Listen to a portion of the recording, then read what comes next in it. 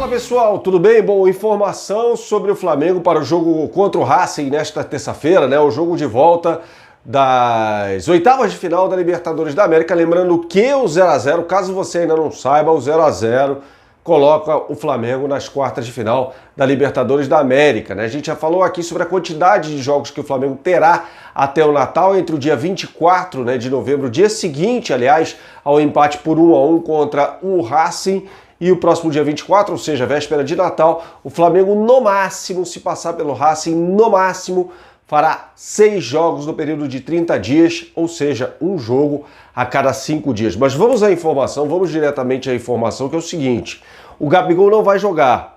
A lesão do Gabigol não estará 100% curada até o momento do jogo contra o Racing. Ele não vai para o jogo. O Rodrigo Caio tem ainda uma chance de ser relacionado, ficar no banco, mas é muito pequena a chance de ir para o jogo, tá?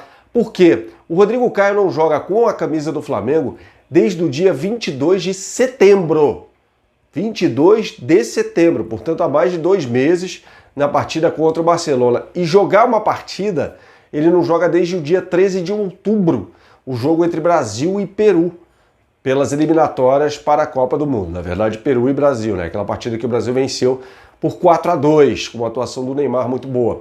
Então, não faz sentido, né, o cidadão estar ali fazendo uma transição meio que até, eu não diria na correria, né, mas o Flamengo esperando até o último momento para saber se o jogador terá condição ou não, colocá-lo já para começar uma partida com esse nível de competitividade, né?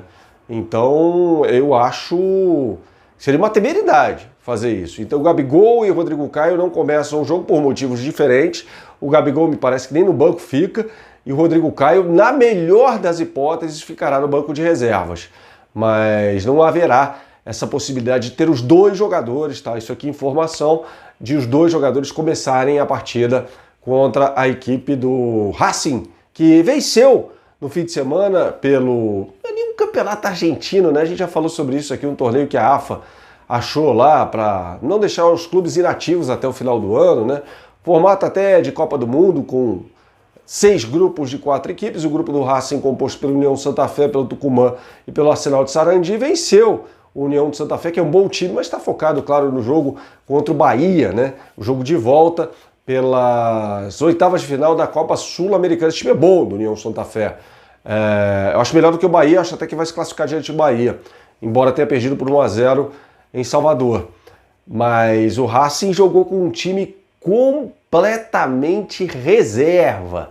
Nem o goleiro era o titular. Um time totalmente reserva, ou seja, se o Flamengo ficou uma semana sem jogar, ou vai completar uma semana sem jogar, o Racing também.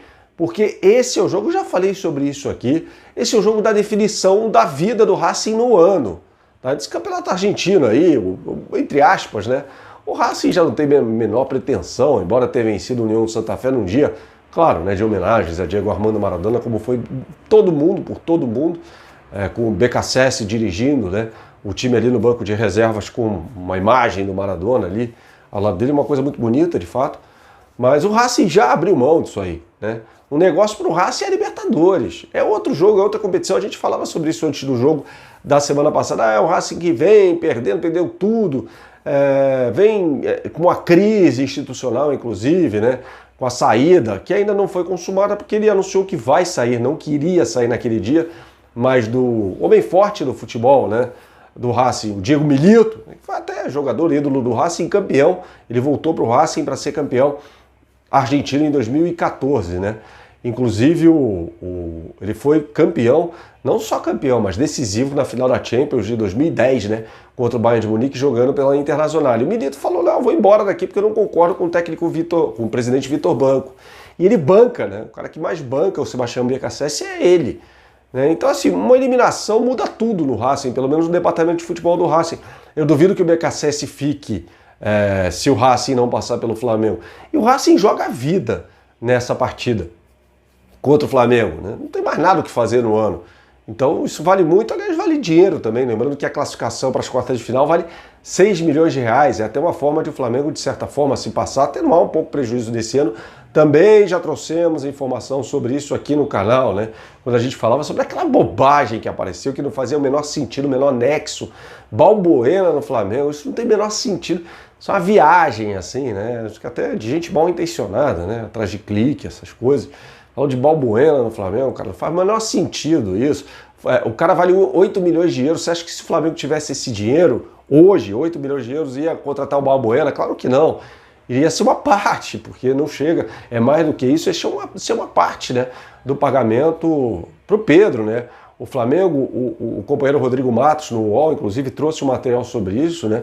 O Flamengo que teve no seu orçamento, primeiro orçamento elaborado para 2020, teve de fazer uma adequação de 200 milhões de reais por conta de tudo que aconteceu, né? De falta de público, de programa de sócio-torcedor, de menores receitas menores, né?